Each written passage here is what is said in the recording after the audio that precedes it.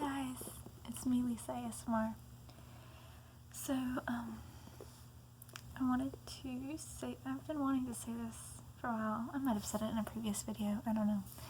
But Nicholas Yingling kind of reminded me, and so I'm going to say it in this video. Live your life every day to make someone else smile, because it will make your life so much better.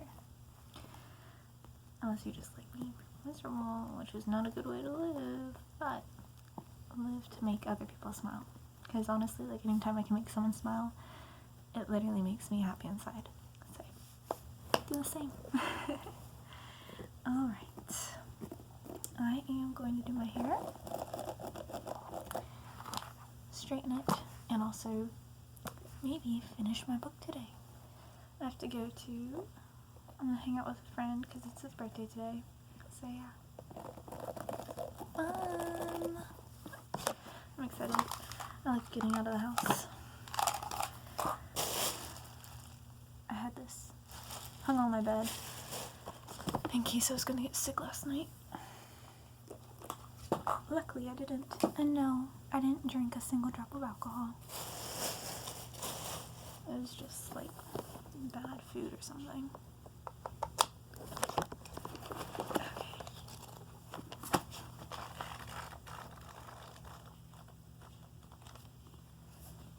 Seriously, if like I saw myself still reading this book, if my younger self saw myself still reading this book from it being from like months ago in my videos, I would have trolled on myself. I'm like, what is that girl's problem? How is she still reading that book?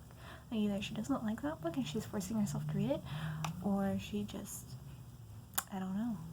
I love reading. Like, I literally could read 3 books, like 3 novels in a week or less. Oh, I need to, where is this?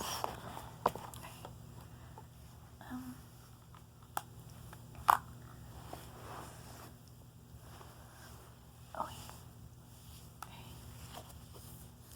I need to brush my hair.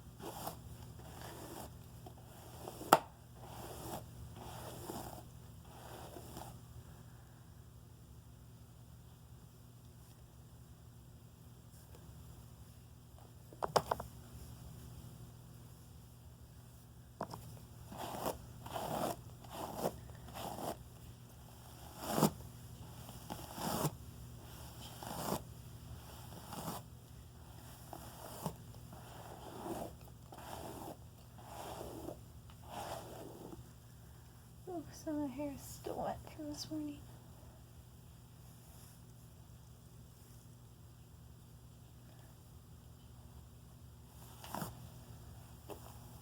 No bueno.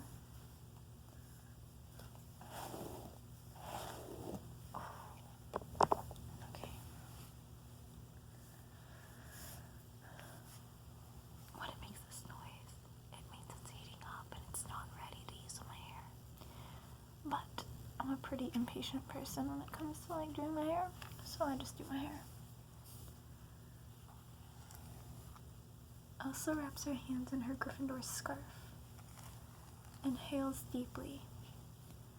It is very brave of you to step between Wolfheart and Sam, she offers in a low voice. Britt Marie brushes some invisible seeds and possibly some invisible crumbs from the table in front of her into the palm of her hand. Sits there with her hand closed around them, as if looking for an invisible waste paper bin to throw them in. As I said, we don't beat people to death in the Leaseholders Association, she replies quickly, so Elsa can't hear her emotion is overwhelming her. They are silent, as you are when you make peace for the second time in 2 days, but don't quite want to spell it out with the other person. Britt Marie fluffs fluffs up her cushion at the edge of the waiting room sofa. I don't hate your grandmother, she says without looking at Elsa. She didn't hate you either, says Elsa without looking back. And actually, I never wanted the flats to be converted to leaseholders. Kent wants it, and I want Kent to be happy, but he wants to sell the flat and make money and move. I don't want to move. Why not?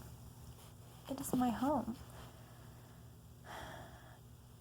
It's hard not to like her after that. I like her for that. Why were you and Granny always fighting, Elsa asks, although she already knew the answer. She thought I was a nagging busybody, says Britt Marie, not revealing the actual reason. No, I don't have like a fuzzy. I have a fuzzy, don't I? Maybe somewhere. Ah, there it is.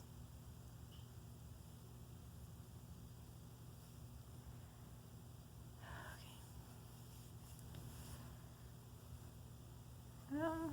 Why are you like that then? Asked Elsa, thinking about the princess and the witch and the treasure. Because you need to care about something, Elsa. As soon as anyone cared about anything in this world, your granny always dismissed it as nagging.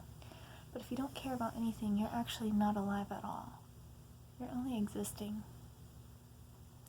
You're quite deep, you know, Britt Marie? Thanks. She clearly has to resist the impulse to start brushing something invisible from Elsa's coat arm. She just satisfies herself with something, or fluffing up the sofa cushions again, even though it's been many years since there was any stuffing in it to fluff up. Also throws the scarf around each of her fingers. There's this poem about an old man who says he can't be loved, so he doesn't mind sort of being disliked instead, as long as someone sees him, says Elsa. Dr. Glass, says Britt Marie with a nod. Wikipedia, Elsa corrects. No, it's a quote from Dr. Glass, says Britt Marie. Is that a site? It's a play. Oh, what's Wikipedia? A site? Britt Marie puts her hands together in her lap.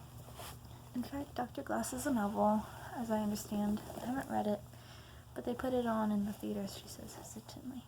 Oh, says Elsa. I like theater. Me too. They both nod.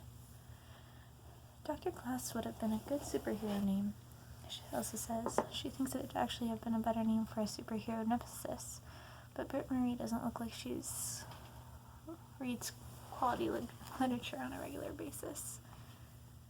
So Elsa doesn't want to make it too complicated for her. We want to be loved, quotes Britt Marie. Failing that, admired, failing that, feared, feeling that, hated and despised. At all costs, we want to stir up some sort of feeling in others. The soul abhors a vacuum. At all costs, it longs for contact. That's deep. I like that a lot. Elsa's not quite sure what this means, but she nods all the same. What do you want to be then? It's complicated being a grown-up sometimes, Elsa, says Britt Marie. Britt Marie says evasively. It's not like easy peasy being a kid either, Elsa replies belligerently. The tips of Britt Marie's fingers wander carefully over the white circle on the skin of her ringed finger. I used to stand on the balcony early in the mornings, before Kent woke up. Your grandmother knew this, that's why she made those snowmen, and that's why I got so angry. Yes, she knew my secret, and it felt as if she and the snowmen were trying to taunt me for it. What secret? Britt Marie clasped her hands together firmly. I was never like your grandmother. I never traveled. I was just here. But sometimes I like to stand on the balcony in the mornings when it's windy. It's silly, of course. Everyone obviously thinks it's silly. They do, of course. She purses her mouth, but I like to feel the wind in my hair. Elsa thinks about how Britt Marie may, despite everything, not be a total shit after all. You didn't answer my question. What do you want to be, she says, winding her scarf through her fingers. Britt Marie's fingertips move hesitantly over her skirt. Like a person moving across the dance floor asks someone to dance, and then cautiously she utters the words, "I want someone to remember I existed. I want someone to know I was here."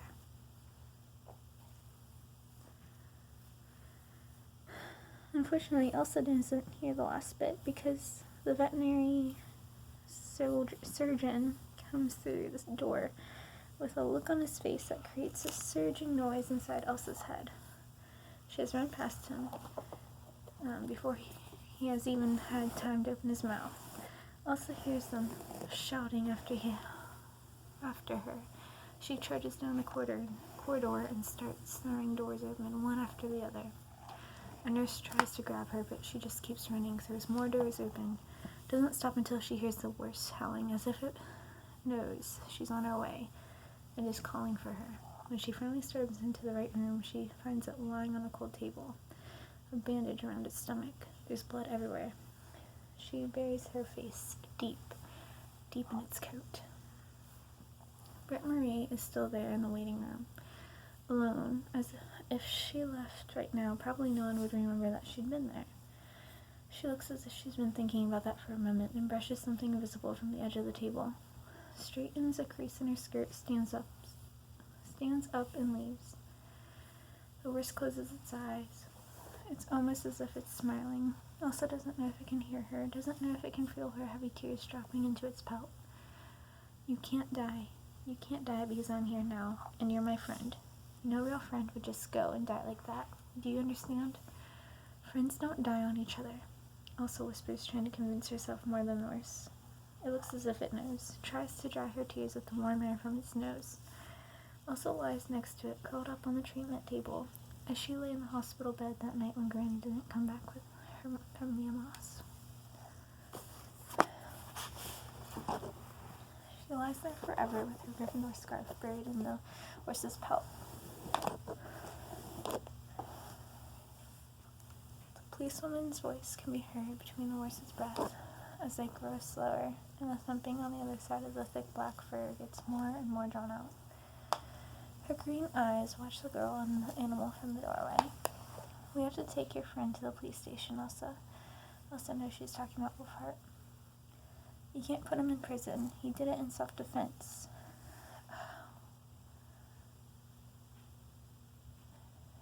Elsa roars. "No, Elsa, he didn't. He wasn't defending himself." And then she backs away from the door, checks her watch as if pretending to be disoriented, as if she just realized there's something extremely important that she has to go to get on with in an entirely different place, and how crazy it would be if someone she was under very clear orders to bring to the police station would not be watched for a moment, so that he could talk to a child who's about to lose a worse. It'd be crazy, really. And then she's gone, and Wolfheart is standing in the doorway. Elsa flings herself off the table and throws her arms around him, and couldn't give a crap about whether or not he has to bathe in alcohol when he gets home. The worst mustn't die. Tell him he mustn't die, whispers Elsa. Wolfheart breathes slowly, stands with his hands held out awkwardly as if someone has spilled something acidic on his sweater. Elsa realizes she still has his coat at home in the flat. "You can have your coat back. Mom has washed it really carefully and hung it in the wardrobe inside a plastic cover," she whispers apologetically and keeps hugging him. He looks as if he'd really appreciate it if she didn't. Elsa didn't care. "But you're not allowed to fight again," she orders. Her face thrusts into his sweater before she lifts her head. "Oh my gosh, my neck. Okay."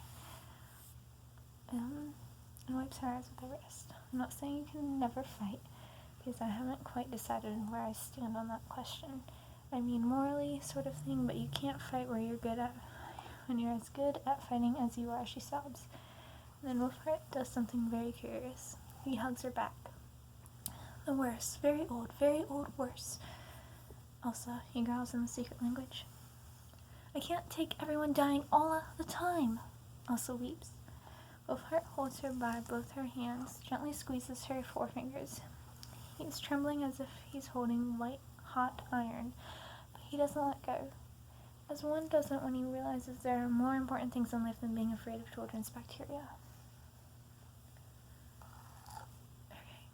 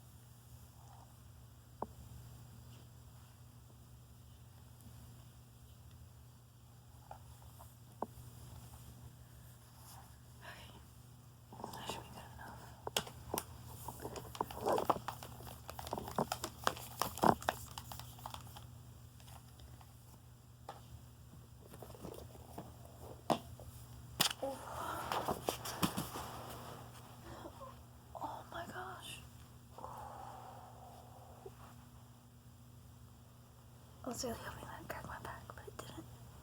Okay.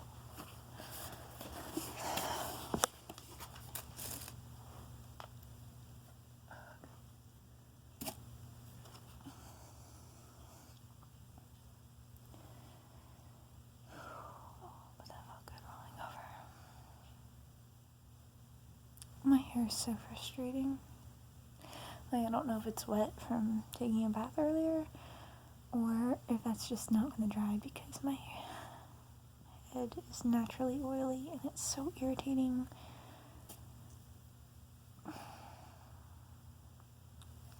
Females, if you have this issue, drop down in the comments what kind of shampoo you use, because I am trying all different types and it's just aggravating. So aggravating. Like, I went from cheap types to expensive types to non-lathering types to, I don't know, just different things.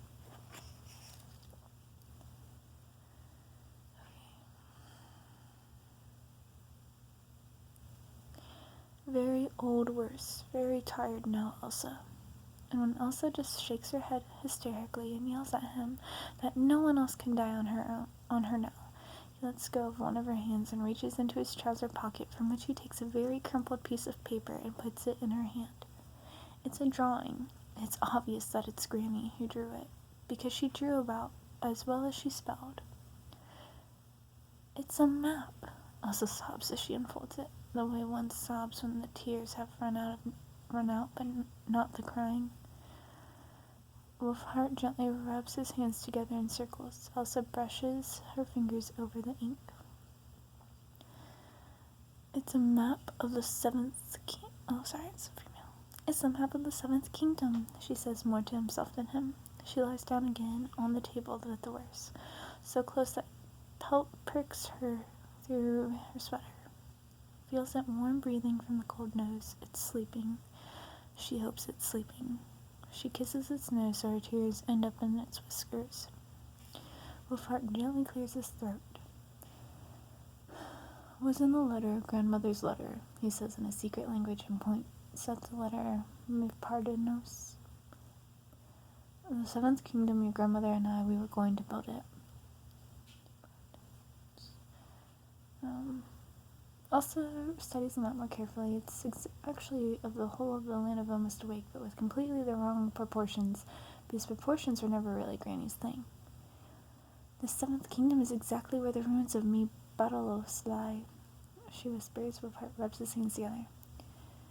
Can only build Mi Pardonos on Mi Badalos, your grandmother's idea. What does Mi Pardonos mean? Asks Elsa with her cheek pressed to the horses. Means I forgive. The tears from his cheeks are the size of swallows. His enormous hand descends softly on the horse's head. The horse opens its eyes, but only slightly, and looks at him. Very old, Elsa. Very, very tired, whispers Wolfheart. Then he tenderly puts his fingers over the wound that Sam's knife cut through the thick pelt. It's hard to let go of someone you love, especially when you're almost 8. Elsa crawls close to the horse and holds it hard, hard, hard. It manages to look at her one last time. She smiles and whispers, "You're the best first friend I've ever had." And it slowly licks her on the face and smells of sponge cake mix, and she laughs out loud with her tears raining down. When the cloud animals land in the land of Almost Awake, Elsa hugs it as hard as she can and whispered, You've completed your mission. You don't have to protect the castle anymore. Protect Granny now. Protect all the fairy tales." It licks her face one final time. That's so sad. And then it runs off. When Elsa turns to Wolfheart, he squints at the sun as you do when you haven't been to the land of Almost Awake for an eternity of many fairy tales. Elsa points down at the ruins of Mi Badalos. We can bring Elf here. He's good at building things. At least he's good at making wardrobes, and we'll also need wardrobes in the seventh kingdom, won't we? And Granny will be sitting on a bench in Miama's when we're ready, just like the granddad and the brothers Lionheart. There's a fairy tale with that name, I read it to Granny, so I know she'll wait on a bench because it's typical of her to nick something like that from other people's fairy tales, and she knows the Brothers Lionheart is one of my favorite fairy tales. She's still crying, Wolfheart as well, but they do what they can. They construct words of forgiveness from the ruins of fighting words. The worst dies on the same day that Elsa's brother is born. Elsa decides that she will tell her brother all about it when he's older. Tell him about her first best friend. Tell him that sometimes things have to clear space so something else can take its place. Almost as if the worst gave up its place on the bus for Happy. And she thinks about how she'll be very particular about pointing out to Happy that he mustn't feel sad or have a bad conscience about it because horses hate traveling by bus. Before I continue, just because I completely forgot, it just popped up into my head. Thoughts and prayers are going out to Brazil for me. I hope other people will send the same. A dam broke and mud claimed 40 people's lives that they know of as of right now, probably more. 300 people are missing. Or that 300 people are injured, and then more than 24 are missing. I can't remember, I just read it on the Daily Mail on Snapchat. So, please send your prayers to the grieving, the lost, the injured, the dead, and to their families. Because it's never easy. Especially not knowing. Chapter 33, Baby. It's difficult ending a fairy tale. All tales have to end sometime, of course. Some can't finish soon enough. This one, for example, could feasibly have been rounded off and packed away long ago. The problem is this whole issue of heroes at the ends of fairy tales and how they're supposed to live happily to the end of their days. This gets tricky from a narrative perspective because the people who reach the end of their days must leave others who have to live out their days without them. It is very, very difficult to be the one who has to stay behind and live without them.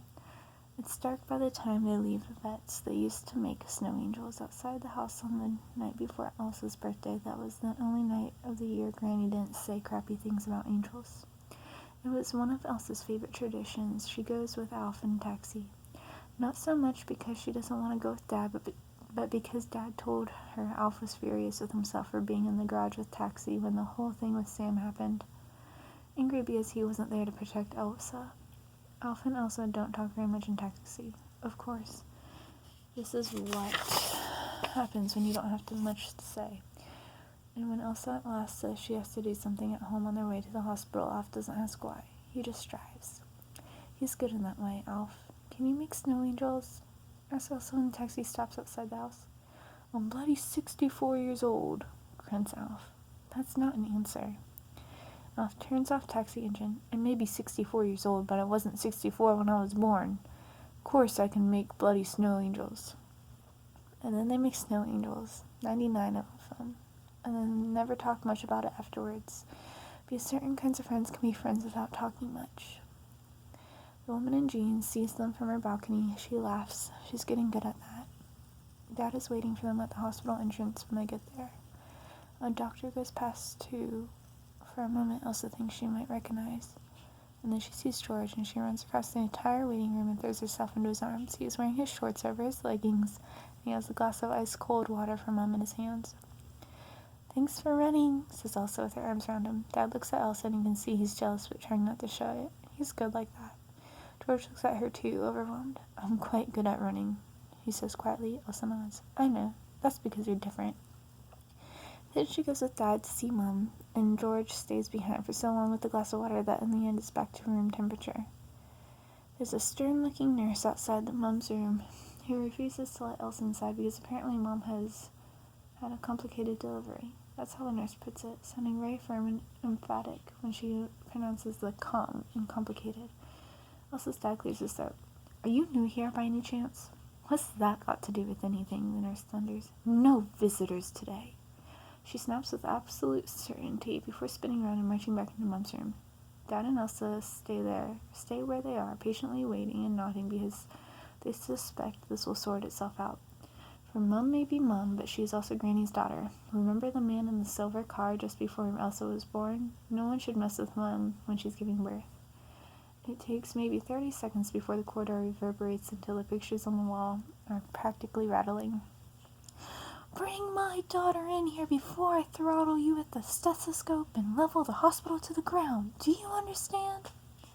30 seconds was considerably longer than Elsa and Dad thought it would take, and probably no more than 3 or 4 seconds Mom adds another word. I couldn't give a shit. I'll find a stethoscope somewhere in the hospital and then I'll throttle you with it. The nurse steps out into the corridor again. She doesn't look quite as self-assured anymore. The doctor that Elsa thought she recognized turns up behind her and says in a friendly voice that they can probably make an exception this time. He smiles at Elsa. Elsa inhales determinedly and steps over the threshold. Mom has tubes everywhere, all over her body. They hug as hard as Elsa dares without accidentally pulling one of them out. She mentions that one of them may be an electrical power cable and that Mom will go out like a light if that happens. Mom repeatedly runs her hand through Elsa's hair. I'm so very, very sorry about your friend, the worst, she says gently. Elsa sits in silence for so long on the edge of her bed that her cheeks dry. She has time to think about an entirely new way of measuring time. This whole thing with eternities and the eternities of fairy tales is becoming a bit unmanageable. There must be something less complicated. Blinking, for example, or the beating of a hummingbird's wings. Someone must have thought about this. She's going to Wikipedia it when she gets home. She looks at Mom, who looks happy. Elsa puts her hand. Mom grabs onto it. I know I'm not a perfect mom, darling. Elsa puts her forehead against Mom's forehead. Not everything has to be perfect, Mom. They sit so close that Mom's tears run down the tip of Elsa's nose. I work so much, darling. I used to be so angry at your grandmother for never being home, and now I'm just the same myself. Elsa wipes both their noses with a Gryffindor scarf. No superheroes are perfect, Mom. It's cool. Mom smiles, Elsa as well. Can I ask you something? Of course you can, says Mom. How am I like your father? Mom looks hesitant as Mom gets when they are accustomed to being able to predict their daughter's questions and then suddenly find that they were wrong about that. Elsa shrugs. From Granny I have the thing about being different, and I'm a know-it-all like Dad, and I always end up rowing with everyone, which I gave from Granny, so what do I have from your dad? Granny never told me any stories about him. Mom can't quite bring herself to answer. Elsa breathes tensely through her nose. Mom lays her hands on Elsa's cheeks, and Elsa dries Mom's cheeks with a Gryffindor scarf. I think she talked about your grandfather without your noticing, whispers Mom. How am I like him, then? You have his laugh. Elsa retracts her hands into her sweater and slowly swings the empty sleeves in front of her. Did he laugh a lot? Always, always, always, always. That was why he loved your grandmother. Because she got him to laugh with every bit of his body, every bit of his soul. Bye. Much love.